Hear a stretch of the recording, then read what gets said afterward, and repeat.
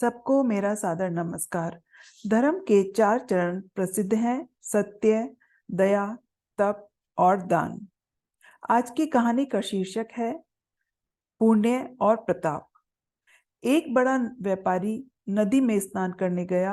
वहां पर उस दिन काफी भीड़ थी। व्यापारी की नजर नदी में डूबते हुए एक व्यक्ति पर पड़ी। वह तुरंत नदी में कूद गया और व्यक्ति को बाहर निकाल कर लेकर आया। बाहर निकाल के लाने पर उसने देखा कि वह व्यक्ति तो उनका अकाउंटेंट है। कुछ देर बाद उन अकाउंटेंट को होश आया।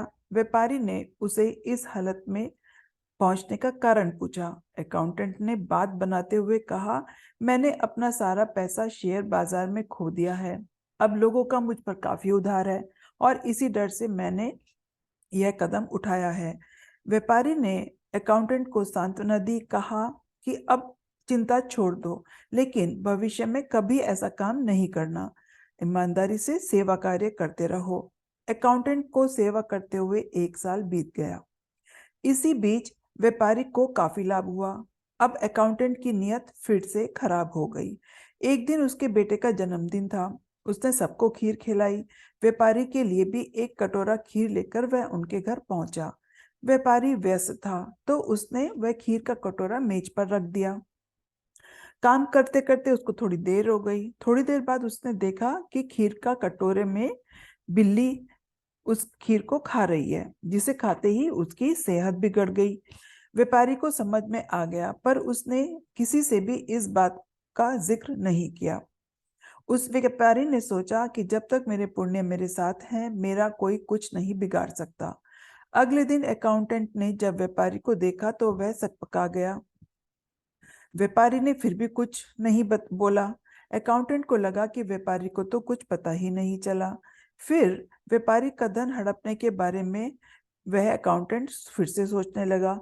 एक दिन व्यापारी को कहीं जाना था तो उसने अकाउंटेंट को भी मोटे रुपए साथ लेकर चलने को कहा। अकाउंटेंट ने व्यापारी को नुकसान पहुंचाने के लिए कुछ गुंडे को साथ रख लिया। एक मंदिर आया। व्यापारी उस ओर जाने लगा। वह जैसे ही बाहर उतरा, गुंडों ने हमला कर दिया। व्यापारी वहीं बेहोश होकर गिर गया।